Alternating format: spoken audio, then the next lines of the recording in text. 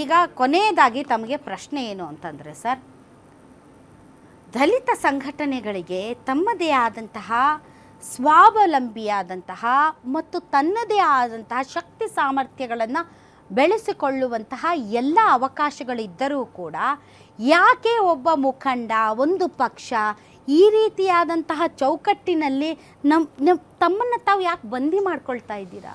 ಯಾಕೆ ಬಂದಿ ಆಗ್ತಾ ಇದ್ದಾರೆ? ಯಾಕೆ ದಲಿತ ಸಂಘಟನೆಗಳು, ದಲಿತ ಮುಖಂಡರು ಈ ರೀತಿಯ ಹಲವಾರು ಬೇರೆ ಬೇರೆ ಹಿತಾಸಕ್ತಿಗಳಿಗೆ ತಮ್ಮನ್ನು ತಾವು ಯಾಕೆ ಬಂದಿ ಮಾಡ್ಕೊಳ್ತಾ ಇದ್ದಾರೆ? ಯು ಶುಡ್ ರೂಲ್, ಬೇರೆಯವ್ರನ್ನ ರೂಲ್ ಮಾಡೋದಲ್ಲ. ಹೇಳಿ. ನಿಮ್ಮದು ಫಸ್ಟ್ ಆಫ್ ಆಲ್ ತಪ್ಪು ತಿಳುವಳಿಕೆ. ನಾವು ಯಾರ ಹತ್ರನೂ ಬಂದಿ ಆಗಿಲ್ಲ.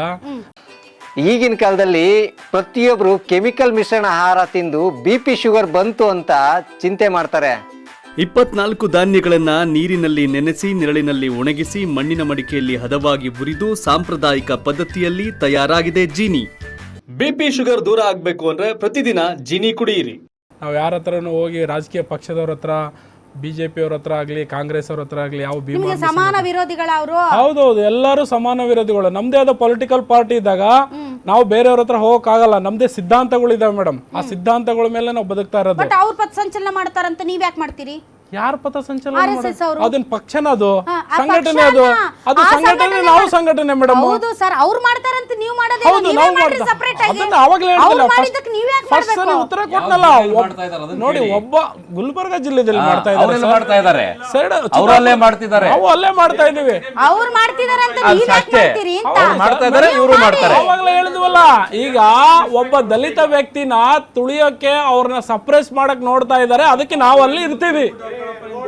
ಅದು ಇರ್ರೆಸ್ಪೆಕ್ಟಿವ್ ಆಫ್ ಆಲ್ ಪಾರ್ಟೀಸ್, ಎಲ್ಲಿ ನಡೆದ್ರು ತಾವ್ ಇರ್ತೀರಿ. ನಾಳೆ ಚಲವಾದಿ ನಾರಾಯಣ ಸ್ವಾಮಿ ಅವ್ರ ಪರವಾಗೂ ನಾನು ನಿಂತಿರ್ತೀವಿ. ಚಲವಾದಿ ನಾರಾಯಣ ಸ್ವಾಮಿ ಅವರು ಸೇಲ್ ಆದ್ರು ಅಂತ ಹೇಳಿದ್ರು. ಟಿಕೆಟ್ ಗೆ ಸೇಲ್ ಆದ್ರು ಅಂತ ಹೇಳಿದ್ರು ಸರ್. ಸುಳ್ಳು ಹೇಳ್ತಾರೆ. ಹೌದು,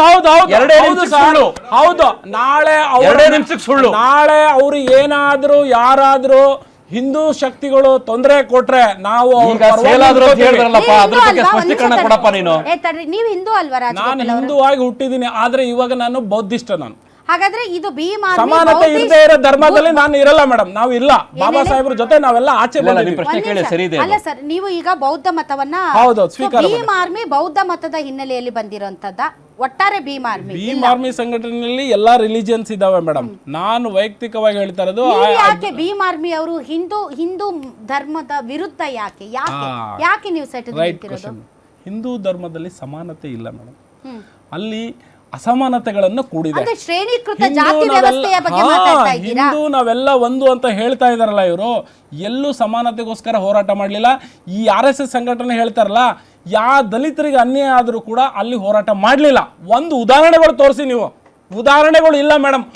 ಬಾಬಾ ಸಾಹೇಬರು ಮೇಡಮ್, ಇವರ RSS ಸಂಘಟನೆಯಲ್ಲಿ ಬಾಬಾ ಸಾಹೇಬರು ಬರ್ದಿರ್ತಕ್ಕಂಥ ಸಂವಿಧಾನ ಪೀಠಕ್ಕೆ ಒಂದು ದಿನ ಓದಿದಾರೆ ತೋರಿಸಿ. ನಾವು ದಿನ ಓದ್ತೀವಿ ಮೇಡಮ್. ಪ್ರತಿಯೊಂದು ನಾವು ಕಾರ್ಯಕ್ರಮದಲ್ಲಿ ಮುಂಚಿತವಾಗಿ ಫಸ್ಟ್ ಸಂವಿಧಾನ ಪೀಠಿಗೆ ಓದ್ತೀವಿ. ಇವರು ಸಂವಿಧಾನ ವಿರೋಧಿಗಳು, ಇವರು ಸಮಾನತೆ ವಿರೋಧಿಗಳು. ನಾವು ಅದನ್ನೇ ವಿರೋಧಿಸ್ತೀವಿ madam. Sir, thank you very much. ಇಷ್ಟೊತ್ತು ತಾವು ಕಾರ್ಯಕ್ರಮದಲ್ಲಿ ಭಾಗವಹಿಸಿದ್ರೆ. ಒಂದಂತೂ ಸತ್ಯ, ರಾಜಕೀಯ ಪಕ್ಷಗಳು ತಮ್ಮ ರಾಜಕೀಯ ಸೈದ್ಧಾಂತಿಕ ಭಿನ್ನಾಭಿಪ್ರಾಯಗಳ ಹಿನ್ನೆಲೆಯಲ್ಲಿ ಯಾವುದೋ ಒಂದು ಸಂಘಟನೆಯನ್ನ ಯಾವುದಾದರೂ ಕಾರಣಕ್ಕೆ ಬ್ಯಾನು ಅಥವಾ ನಿರ್ಬಂಧಕ್ಕೆ ಮುಂದಾಗಬಹುದು.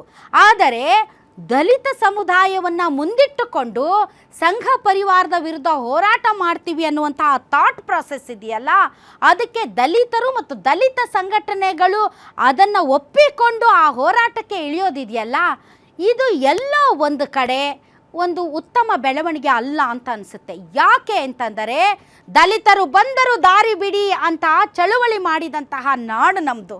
ಅಂಥದ್ರಲ್ಲಿ ವೈಯಕ್ತಿಕ ಅಭಿಪ್ರಾಯ, ವೈಯಕ್ತಿಕ ಹೋರಾಟದ ಮೂಲಕ ದಲಿತರು ಬಲಿಷ್ಠರಾಗಬೇಕೇ ಹೊರತು ಇನ್ನೊಂದು ಪಕ್ಷದ ಕೈಗೊಂಬೆಗಳಾಗಿ ಕಾರ್ಯನಿರ್ವಹಿಸಬಾರದು. ಆದರೂ ಕೂಡ ಇವತ್ತಿನ ಈ ಒಂದು ಸನ್ನಿವೇಶದಲ್ಲಿ ನಾವು ಕೂಡ ಸರಿಸಮಾನರು ಅಂತ ಮುಂದೆ ಹೋಗೋದ್ರಲ್ಲಿ ತಪ್ಪೇನೂ ಇಲ್ಲ. ರಾಜಕೀಯ ಪಕ್ಷಗಳೊಂದಿಗೆ ತಮ್ಮ ತತ್ವ ಸಿದ್ಧಾಂತದ ಹಿನ್ನೆಲೆಯಲ್ಲಿ ಫೈಟ್ ಮಾಡುವ ರೀತಿಯಲ್ಲಿ ಸಂಘಟನೆಗಳ ವಿರುದ್ಧ ಫೈಟ್ ಮಾಡೋದು ಸರ್ವೇ ಸಾಮಾನ್ಯ. ಆದರೆ ಇದರಿಂದ ಇನ್ನೊಬ್ಬರ ರಾಜಕೀಯ ಲಾಭ ಪಡ್ಕೊಳ್ತಾ ಇದ್ದಾರೆ. ಬೇರೆಯವರ ರಾಜಕೀಯ ಲಾಭಕ್ಕೆ ನಾವು ಬಲಿ ಆಗ್ತಿದ್ದೀವಿ ಅಂದರೆ ನಾವೇ ಎಚ್ಚೆತ್ತುಕೊಳ್ಬೇಕು. ಆ ನಿಟ್ಟಿನಲ್ಲಿ ಎಲ್ಲ ಸಂಘಟನೆಗಳು ಯೋಚನೆ ಮಾಡಬೇಕು. ಬಟ್ ಒಂದಂತೂ ಸತ್ಯ, ಇವತ್ತು ಈ ಚರ್ಚೆಗಳು ಏನು ನಡೀತಾ ಇದೆ ಇದು ನಮ್ಮ ರಾಜ್ಯದ ಅಭಿವೃದ್ಧಿಗೆ ಪೂರಕವಾದಂಥ ಚರ್ಚೆಗಳಂತೂ ಅಲ್ಲವೇ ಅಲ್ಲ. ಯಾಕೆ ಅಂದರೆ ಇದರಿಂದ ಯಾರಿಗೂ ಏನೂ ಸಿಗೋದಿಲ್ಲ. ಕಟ್ಟ ಕಡೆಯ ಪ್ರಜೆಗೆ ಬೇಕಾಗಿರೋದು ಅವರ ಸಾರ್ವತೋಮುಖ ಕಲ್ಯಾಣವೇ ಹೊರತು ತತ್ವ, ಸಿದ್ಧಾಂತ, ಭಿನ್ನಾಭಿಪ್ರಾಯ ಇವೆಲ್ಲವೂ ಅಲ್ಲ. ಸೊ ಇದು ಈ ದಿನದ ರಾಧಕ್ಕ ಪಂಚಾಯಿತಿ ಗ್ಯಾರಂಟಿ ನ್ಯೂಸ್. ಸುದ್ದಿ ಖಚಿತ, ನ್ಯಾಯ ನಿಶ್ಚಿತ.